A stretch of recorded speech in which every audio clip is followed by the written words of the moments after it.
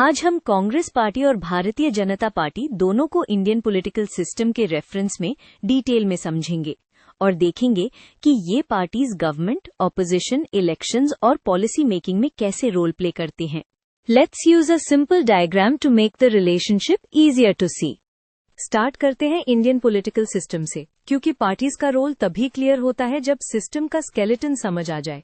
India एक parliamentary democracy है, जहां वोटर्स एमपीज और एमएलएज चूज करते हैं और मेजॉरिटी के बेसिस पर गवर्नमेंट बनती है। अब पॉलिटिकल पार्टीज का कोर काम क्या होता है? पार्टीज आइडियाज को ऑर्गेनाइज करती हैं, कैंडिडेट्स नॉमिनेट करती हैं, मैनिफेस्टो देती हैं और पार्लियामेंट या असेंबलीज में लॉज और पॉलिसीज पुश करती हैं। मतलब पार्टीज वोटर्स के चॉइस को गवर्नेंस में कन्वर्ट करने का ब्रिज होती हैं। चलिए कांग्रेस पार्टी से शुरू करते हैं। इसको समझने का इजीएस्ट वे है हिस्ट्री, आइडियोलॉजी, ऑर्गेनाइजेशन और इंडियन डेमोक्रेसी में इसका लॉन्ग टर्म इम्पैक्ट। कांग्रेस एक पुरानी नेशनल पार्टी है जिसका फ्रीडम मूवमेंट से डायरेक्ट लिंक रहा है, इसलिए इसका इंस्टीट्यूशनल फुटप्रिंट काफी डीप है। कांग्रेस की आइडियोलॉजी को सिंपल लैंग्वेज में देखें तो focus secularism, social justice, welfare lead development और इंक्लूसिव गवर्नेंस पर रहा है। ये पॉइंट इसलिए इम्पोर्टेंट है क्योंकि आइडियोलॉजी ही डिसाइड करती है कि पार्टी पॉलिसीज किस डायरेक्शन में जाएंगी और वोटर्स को क्या सिग्नल मिलेगा। कांग्रेस का political role historically government led रहा है, स्पेशली सेंटर पर।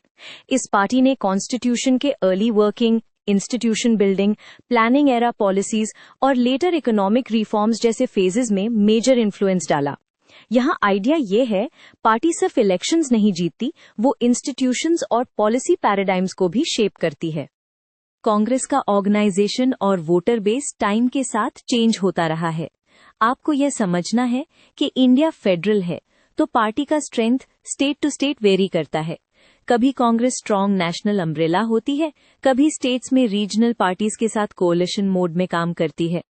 अब बीजेपी पर आते हैं। बीजेपी को समझने के लिए उसकी आइडियोलॉजिकल रूट्स, ऑर्गेनाइजेशन स्टाइल और रीसेंट गवर्नेंस रिकॉर्ड को साथ में देखना यूजफुल होता है। बीजेपी एक मेजर नेशनल पार्टी है जो स्पेशली 1990s के बाद नेशनल पॉलिटिक्स में रैपिडली सेंट्रल फोर्स बनी।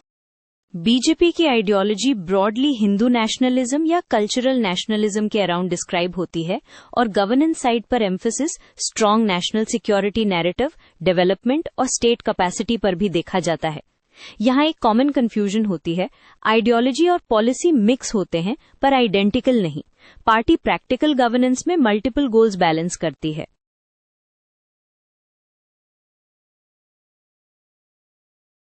बीजेपी की ऑर्गेनाइजेशन को लोग अक्सर केडर बेस्ड और डिसिप्लिन बोलते हैं, जो कैंपेन्स और ग्राउंड मोबिलाइजेशन में हेल्प करता है। इंडियन इलेक्शंस में बूथ लेवल ऑर्गेनाइजेशन का डायरेक्ट इम्पैक्ट होता है, इसलिए पार्टी स्ट्रक्चर को लाइटली नहीं लेना चाहिए। इंडियन पॉलिटिकल सिस्टम के रेफरेंस में बीजेपी का रोल रीसेंट डेकेड्स में सेंटर पर strong governance periods, policy reforms और मेजर पॉलिटिकल नैरेटिव सेटिंग के थ्रू दिखाई देता है। और जब पार्टी ऑपोजिशन में होती है तो it uses parliament, state politics and public campaigns to contest the ruling side. ये पार्लियामेंट्री डेमोक्रेसी का नॉर्मल मैकेनिज्म है। आप दोनों पार्टीज को कंपेयर करते हैं, बट एक हेल्दी वे में। Ideology, social कोalition, leadership style and कोalition strategy.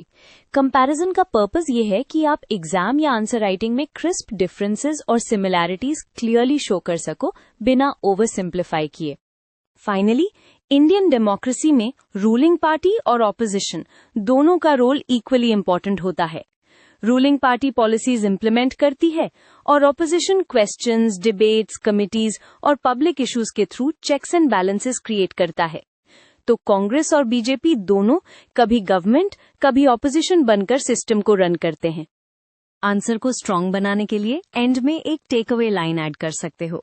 दोनों पार्टीज का competition ideas, identity, welfare, development और गवर्नेंस मॉडल्स के बीच कॉन्टेस्ट क्रिएट करता है और वोटर्स इलेक्शन के थ्रू डिसाइड करते हैं कि कौन सा मॉडल उनको बेटर लगता है।